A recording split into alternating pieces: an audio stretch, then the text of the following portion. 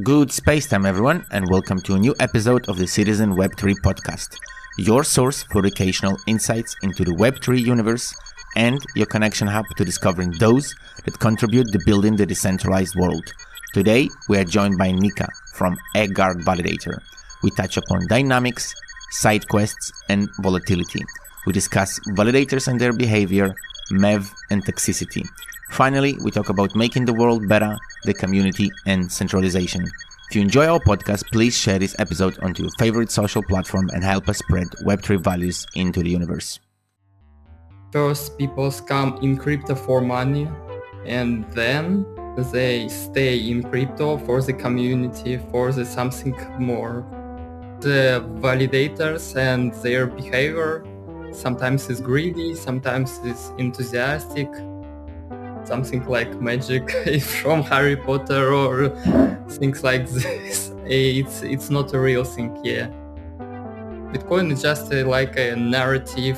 It's just like a museum exponent, I don't know. Person is greedy and he or she comes in blockchain just for money. It's very hard to stop them from doing harmful or greedy things. Hi, everybody. Welcome to a new episode of the Citizen Web3 podcast. Today, I have Nika from Validator with me today. Wow, I said I have with me today like 2 or 3 times, but yeah. Hi, everyone. Hi, Nika. Welcome to the show. Hi. So today, probably we will talk about the validators and their behavior. Sometimes it's greedy, sometimes it's enthusiastic, but it is what it is.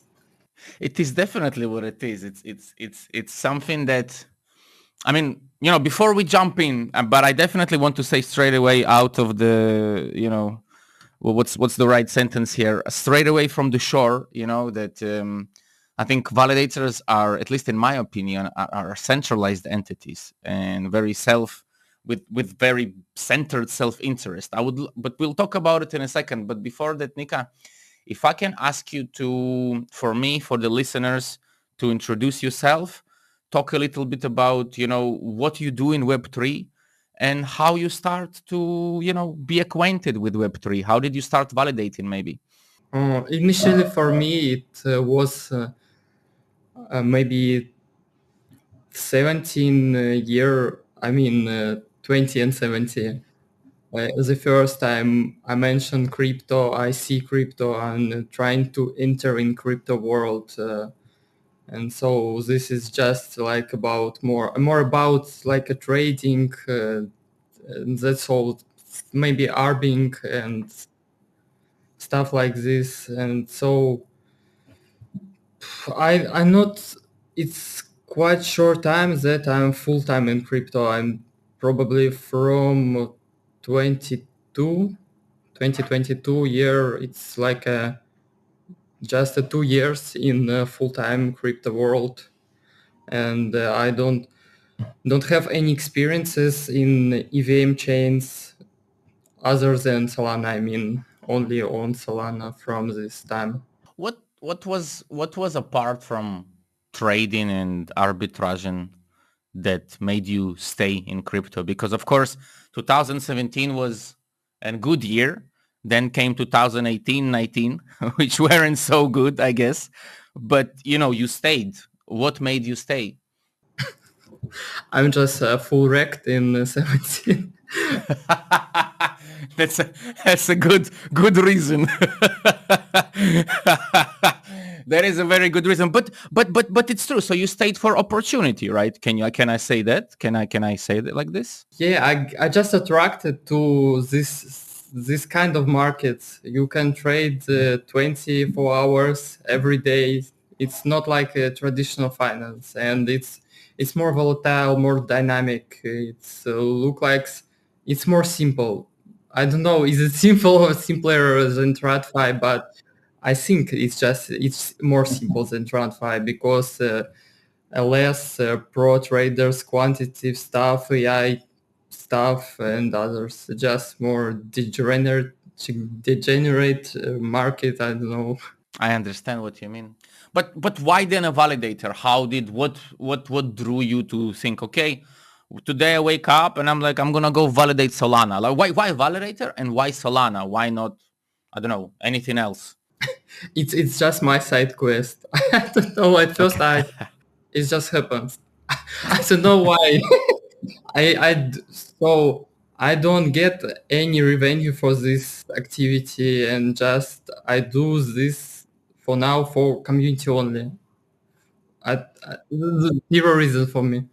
You say that like, it's, I can tell you that, the whole crypto industry, at least this is my personal opinion, right? And of course, I'm not saying that that's the law, but I definitely think that, anyway, I'm going to say it, and then, you know, you can comment if you want. You more than welcome to. Like, I think the whole crypto industry, the whole blockchain industry started with Bitcoin mining. Bitcoin mining was not profitable. Bitcoin didn't cost anything when it started, and people joined, to mine. So I think that becoming a validator to raise awareness in the community, and it's not a bad thing. I think that it's a mission. So I'm actually very glad that people like yourself, because I'm like that, we validate, we're a self-hosted bare metal validator as well, in several ecosystems. And, we started exactly like that in order to participate in the community. So I think that what you're doing is actually the holy grail of validation, at least my personal opinion, really. So that's why I ask. I want to understand, why do people, we talk to a lot of validators, and some of them come for the money, some of them come for the technology, some of them come like you for to be part of the community. But I think that, it's very important, to at least to me. So do you think that your journey, like, I mean, at least you did say that validator is a side thing, and it's a side quest, sorry. But do you think that after doing it for a while, do you think that today it's something that you still want to do? You think it's helping you to be a part of the community? Yes, I think, but I want to talk about the past peoples of crypto. You mentioned like it's like a you mentioned your vision like an enthusiast path is people do for just for better things, for make a world better, make community better. But one time I listened one thing from Vitalik. It's like a it's I call this greedy path. I don't know. It's like when at first people come in crypto for money, and then they stay in crypto for the community, for the something more, for the enthusiasm. Do you think everyone? Do you think mostly people it's like that? Do you think most people come for money and then stayed for enthusiasm and not vice versa? I don't know, but I think it's just my path. Okay. I don't think there's anything wrong. I can tell you that from my guests that come onto the show and that I talk to, I would say I have internal feeling it's 50-50. I say 50% come, at least so they say, because some people, of course, what they say, I can only, trust what they say. So I would say 50% say I come for the money and then stay for the enthusiasm. And 50% say I come from the enthusiasm and stay for the money. So, I think that, no, but, it's true. I think like, at least people are honest, and I hope so. So, but okay. Why Solana? Why not Polkadot, Cosmos, Near, Ethereum? Why not anything else? Why Solana? Why not Cardano? Why not Why Cardano? transaction for 1 hour? Okay, you like fast transactions? Is that like, was that the main Yeah, main thing? for me, most attractive in Solana is just performance. I think maybe in future it can be more performant than the sex. No, I mean centralized exchange. Yeah, so it's my passion in Solana that I think it's just a new fashion way, like you can trade. Maybe sometimes I just check the last time I checked the performance of a WebSocket with depth with orders, and it's like it's to compare to blocks. and the block streaming via gRPC in Solana, it's just very old-fashioned, old technology, very slow compared to streaming blocks and transaction in Solana. And I think if we grow more, maybe someday we can pass centralized exchanges speed like 10x, maybe easy. It's like I see in Solana very big potential in terms of speed and performance. Do you think that, I mean, I'm going to be a bit of devil's advocate, but allow me, please, and I want you to actually correct me. That by all means, please do correct me. In a lot of ecosystems, I mean, we all know that ecosystems fight, right? Unfortunately, for some stupid reasons, they like to fight. Not for for greed. That's the main reason, of course, and we understand it. But in a lot of, and again, I'm going to be devil's advocate. I have to say that. So, in a lot of ecosystems, especially in validator circles, it's like, let's say, in Polkadot, in Cosmos, in Near, in Ethereum, people always try to attack. Not always, but Solana gets attacked a lot. Like probably one of the most attacked, by the other ecosystems. At least I feel so. Outside of their own ecosystems, usually validators, talk about how bad their own ecosystem is, but then they're like, oh yeah, but then there is Solana. It's always breaking and never works. But it's stupid. Why do you think? Why? I mean, and again, I'm being devil's advocate here, but why do you think Solana gets that bad reputation, or do you feel that at all? Do you think that it has that? I don't know. I don't think so.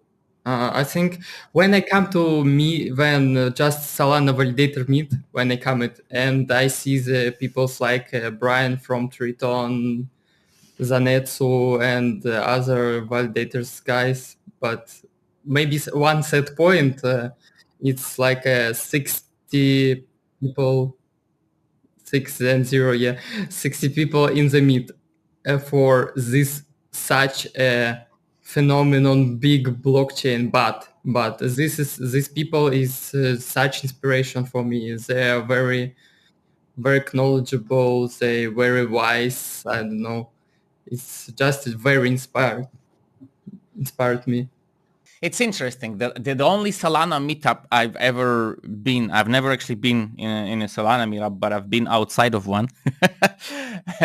in Lisbon Blockchain Week some years ago, there was big. It's just a Google Meet. I mean Google Meet. It's just Okay, open okay. public Google Meet. I understand. Do you think that Solana gets, though, for example, you said no, but I want to ask, maybe rephrase the question a little bit. Do you think that maybe part of the negativity from other chains towards Solana comes from the fact that Solana is just better and that's it, like in terms of technology? People are just jealous maybe, or I don't know. It's a question, of course. Maybe I just I don't see this in Twitter, in X. I don't know what you're talking about really. I know I see usual this is comparison with TPS transaction per second, but that's all what I see. I don't know. Solana have the most decentralization index now. I think most performance indexes. I don't know how it can be worse than other blockchain. Maybe Bitcoin. Bitcoin is just like a narrative. It's just like a museum exponent. I don't know. No, it's a good comparison. I think it's a good comparison. I'm not a Bitcoin fanboy myself, so I appreciate the start of the universe, but thank you very much. But it doesn't mean we have to go back to it every time. So I totally understand what you're saying. You mentioned decentralization index. Can you, for me and for the listeners, for you personally at least, what is a decentralization index? How do you measure decentralization in your opinion? What is the best way? Because there is many ways to do it. I don't know. I just like clicking in stay quiz and just checking the validator stuff. No, it's very simple to just collect our IP addresses and just check, but so it can be problems that all validators is owned by one people, but I hope so it's not true. Let me maybe open the question so it's easier.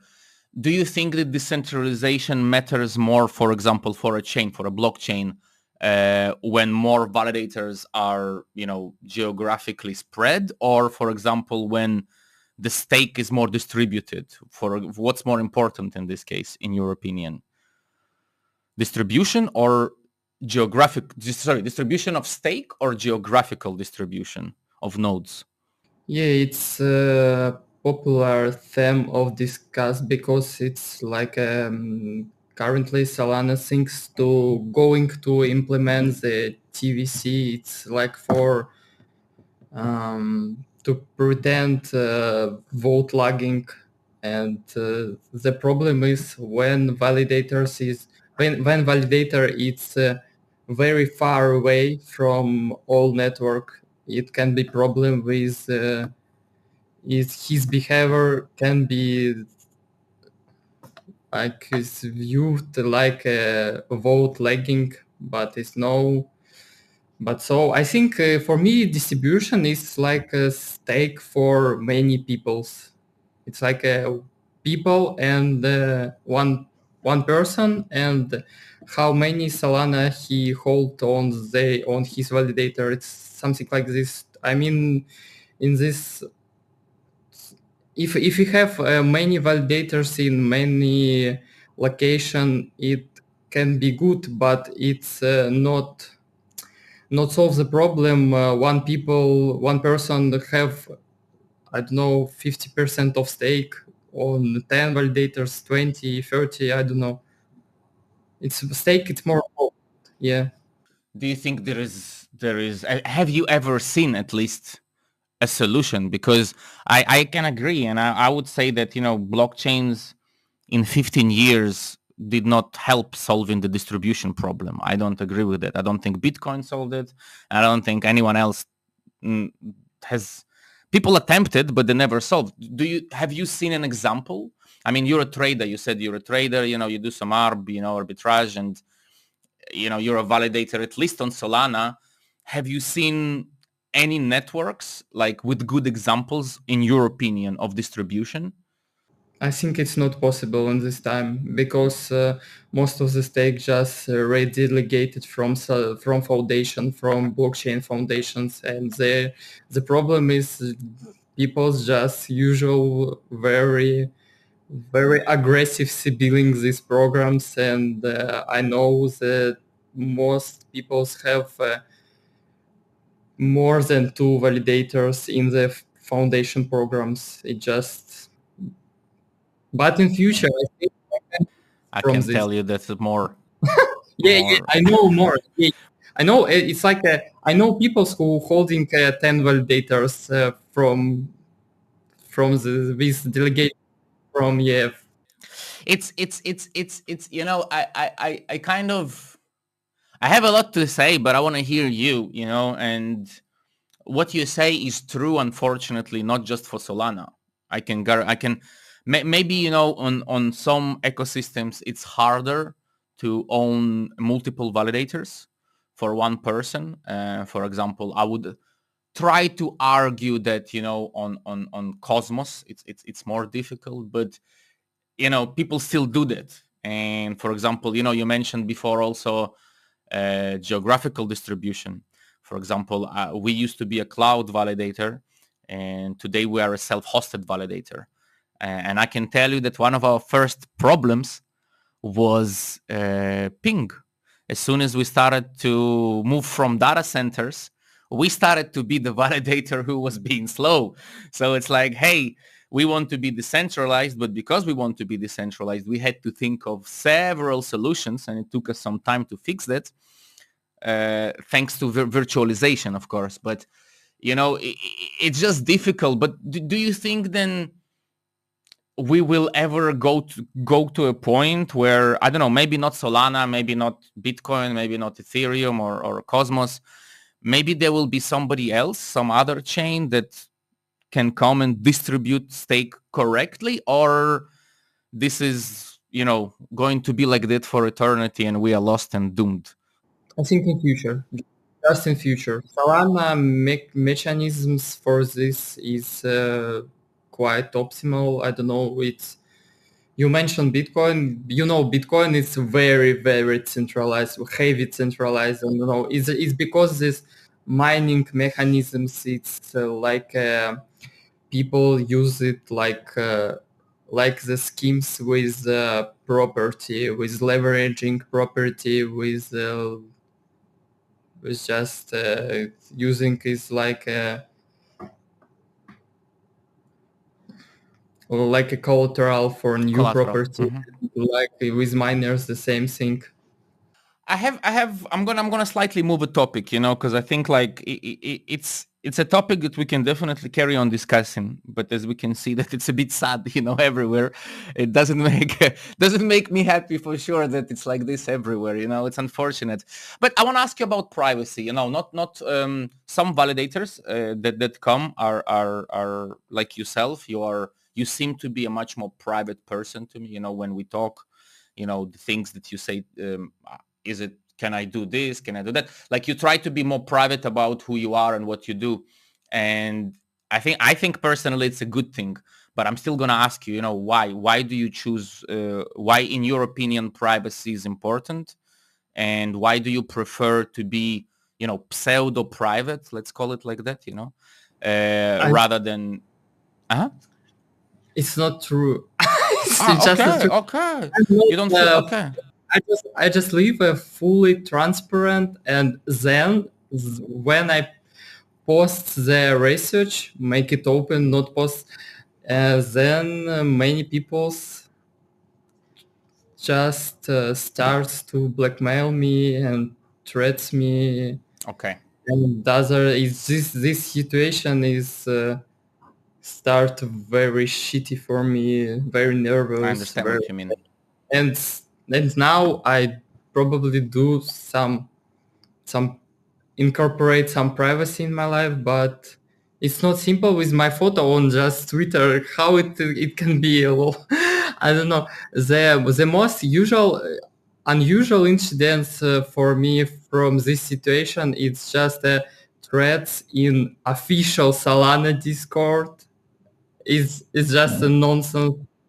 And next, get banned from semi-official Russian Validators Telegram channel because most of the community are mempool participants. Also, number of people in channel was around 1,500. They still trying to follow my closed Instagram with fake accounts, like I don't know, with one follower, one post created yesterday, maybe today. That's very, very, it's very sad in my opinion that people try to, my personal problem is that, I always say that publicly, the problem with Web3 is that 99% of the people in Web3 lost balls completely a long time ago, and they have no courage to, they like to, do this, what you describe, a person comes and does a research, they publish it, they choose to attack the person rather than discuss the problem within this research. I want to ask you about this research, of course, because this is what made me notice you. And I think it was a very cool research in my opinion. And I want to ask you about that. Can you talk a little bit about what you did and why did you decide to do that research? For at first, short of topic, I just wanna be public. It's not a problem for me. I don't this type of person with the NFT art on the profile pic and with name, I don't know, Bitcoin holder for 3,000, something like this. I just came to all public community with my name and with my pictures. I just fully transparent, but I just have I don't know, very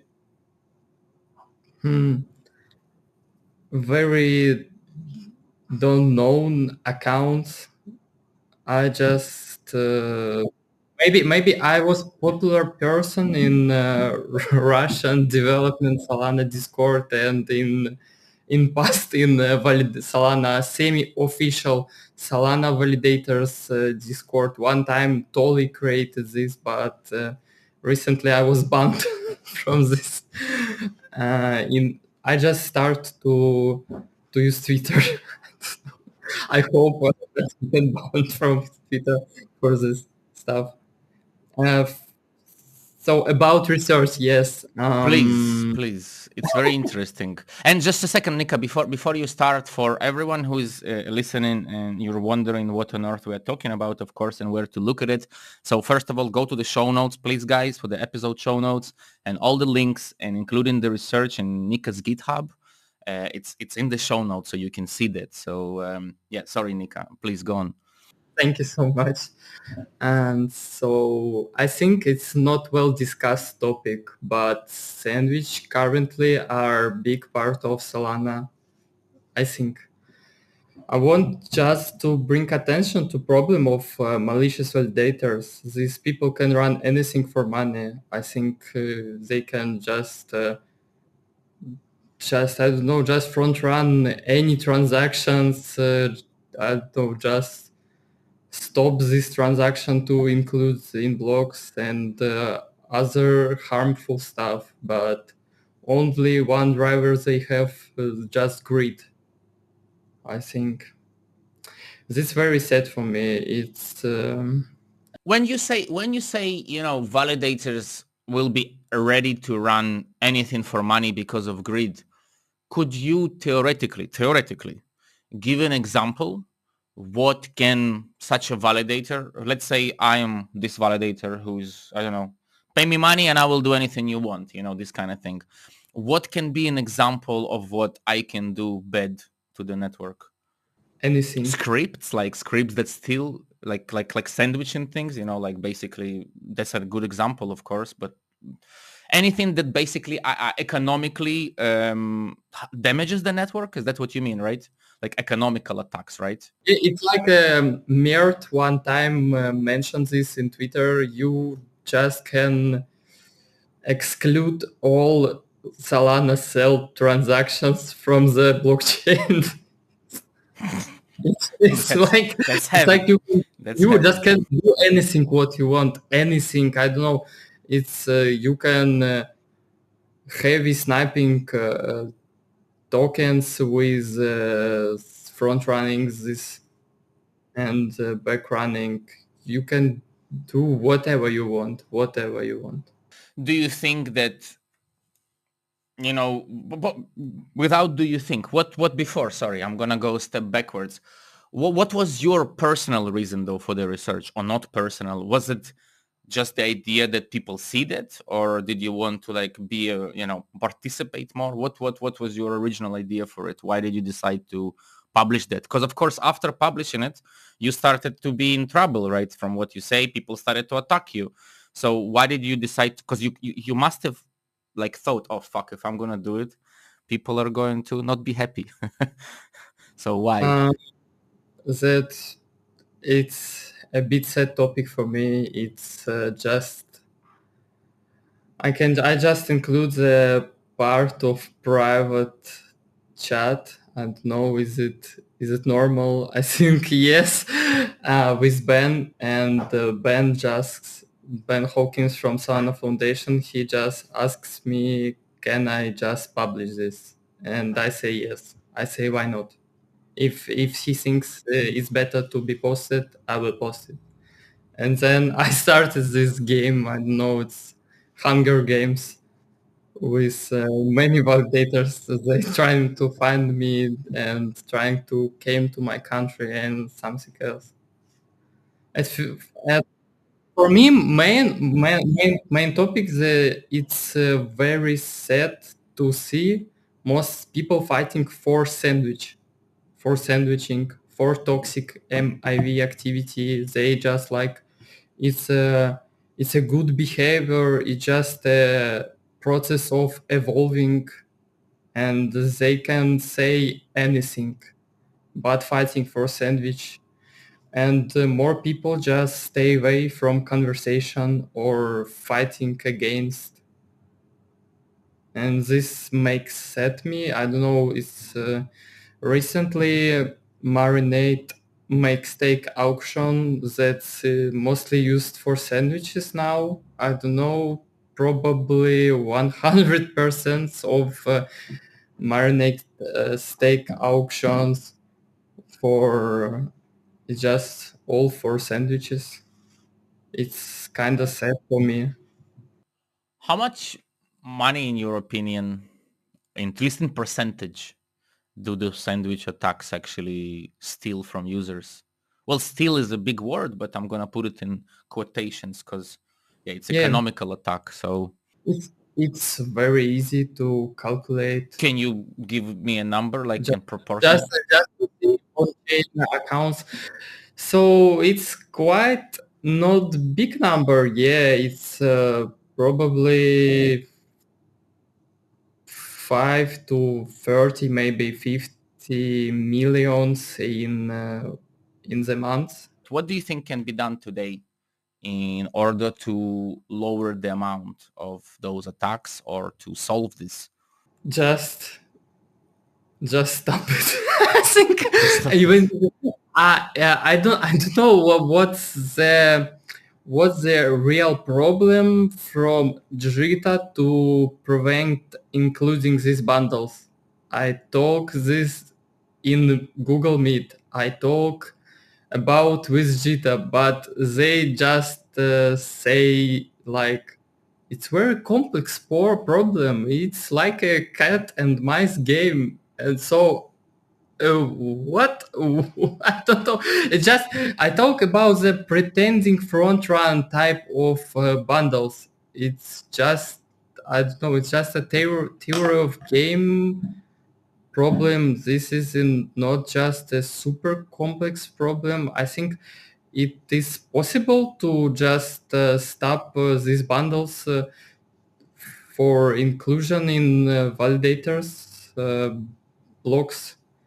One time we speak with one person about the made patch for validators for just tapping to include front run attacks to validator leaders blocks, leader slots. I mean, do you think that there is a line in which decentralization gets harmed? Like, I mean, if I, for example, you can make a whitelist and say, hey, these validators are good, these validators are bad. But of course, that whitelist is very subjective and not very decentralized. Do you think, like, where is the line between keeping the chain decentralized and allowing people to do game theory, right? Because nothing wrong with game theory, and where is the line where we say, okay, we are being, centralized government who says you are okay, you are not okay, you are okay, you are not okay. Like, how do we find the golden middle? I think the blockchain and the Web3, it's just about balancing on this, and that's all whole history all of blockchain. We're just trying to balance on this line on this point, but for me it's like it's illegal to do such attacks in TradFi. And if we want to legalize all blockchain stuff, to trying to move government on blockchain or something complex things like big businesses on blockchain or something, maybe DAOs or or or no, or more bigger things. I think it's important to to prevent this behavior from blockchain because it's illegal in TradFi and it's not ethical in my opinion, because you just you just put some commission from transaction. I don't know how I can explain this uh, without toxic words like stealing, robbing, or something like this. But it's not like it's not innovation. to just front run people. It's not about technology, not about ideas. It's just a simple swap bot on Radium, and that's all. It's not what I want to see in Solana. It's not what I want to see in blockchain and in our future. It's like a 200 lines code to build this bot. I don't know. It's kinda future for us. With just swapping radium tokens with in simple curve. It's very problematic to build something like this on Orca, and we see this behavior only on radium. It's kind of shocking for me. This future, I mean. Do you think validators do it because they are, well, I mean, you said greed, and I agree with you, all validators are, I'm a validator, so I can definitely say, we are a centralized entity. We act in self-interest, of course. Yeah, of course we contribute, and, we contribute a lot, but we definitely act in self-interest. So do you think that in the future, and this is not about today, this is like, let's use some fantasy a little bit. Do you think in the future validators will become more decentralized in quotations, or stay like the entity itself, maybe, work via smart contracts, or be validator DAOs or something like that? And would that help? I don't know. I mean, I'm fantasizing here, but, inventing it as I think about it. For me, I think only thing can help. It's just being a good person in blockchain with good behavior. It's just some people's, usually from Russia, I don't know why, can build everything. I don't know. They can do sibling everything layer 0. So uh, McDonald's, they can trying to rob, trying to attack everything what you want, free Coca-Cola in McDonald's. So one, I just curious, what do you think, you say you're running validator, what do you think about mempools? Maybe you're running some now, maybe recently, maybe it just stops. No, we don't.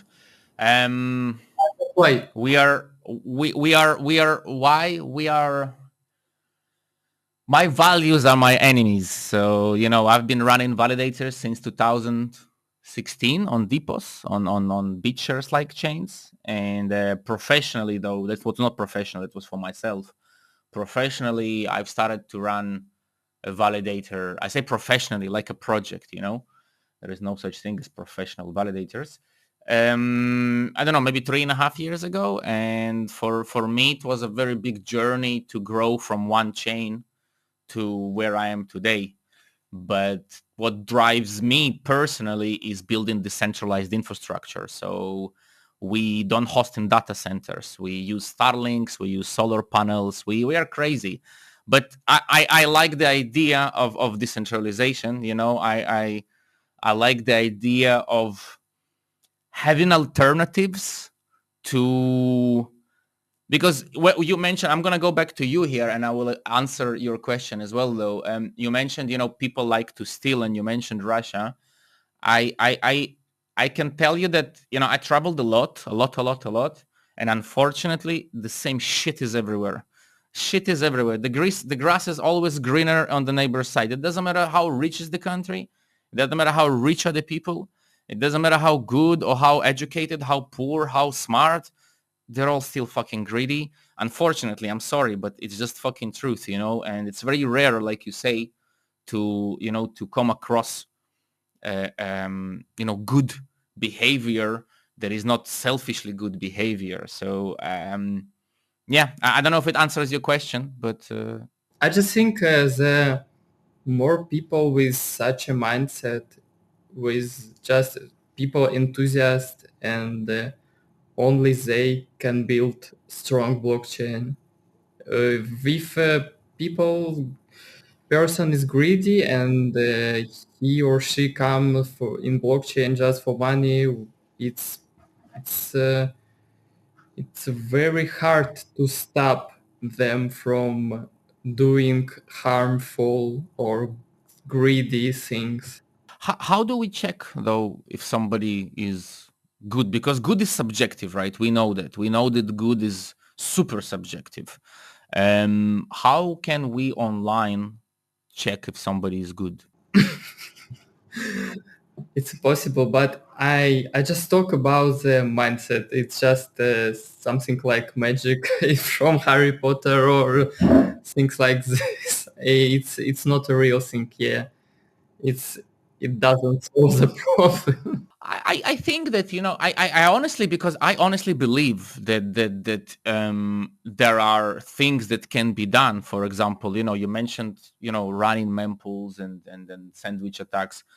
Um, if every validator, for example, automatically was send that was running sandwich attacks, because that's you can prove that on chain, you can verify that, was sent, let's say, a token, an NFT that is not transferable, and then people can decide for themselves, like, let's say you run sandwich attacks, you get an NFT, you do KYC, get an NFT, you do, I don't know, blah blah, get an NFT, and then people decide for themselves, this is bad NFT or good NFT. I mean, but I think there are many ideas that are possible to work with. I think, unfortunately, I definitely agree with you that a lot of people in this industry don't want this. They don't try to research those things because the mindset that they have is, very narrow, unfortunately. And I hope that it changes. I'm very glad for people like yourself who are either a one-person team or small teams that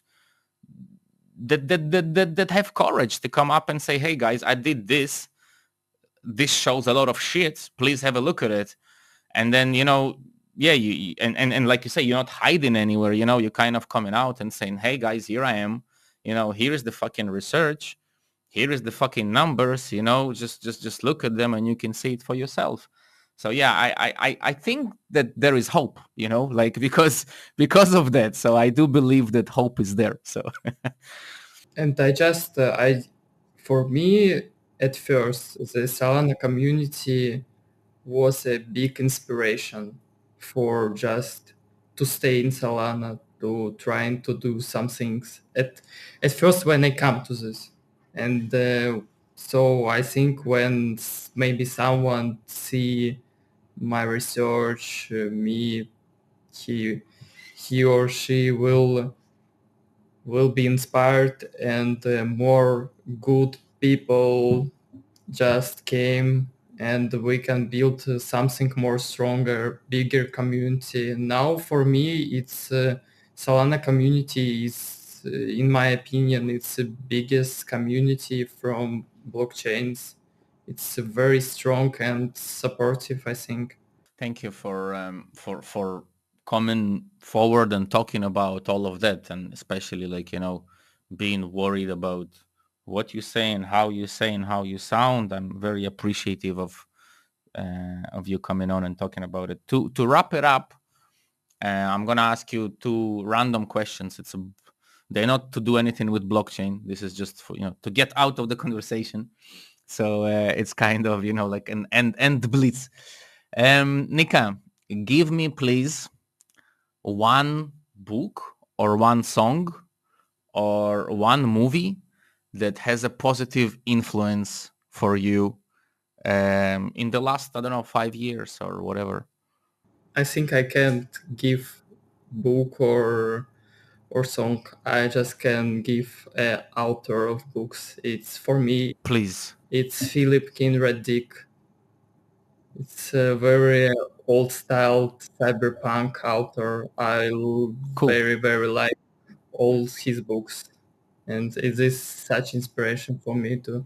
Once again, guys, for everybody who's listening, please, if you never heard and if you want to check, please check the show notes. Okay. Second one, Nika. Um, And I promise we're gonna wrap up there. Give me one motivational thing that helps Nika, be courageous, stay who you are and publish, researches like that, or, go out there and look for answers. What makes you do that? What driving you, sorry? What's something motivational?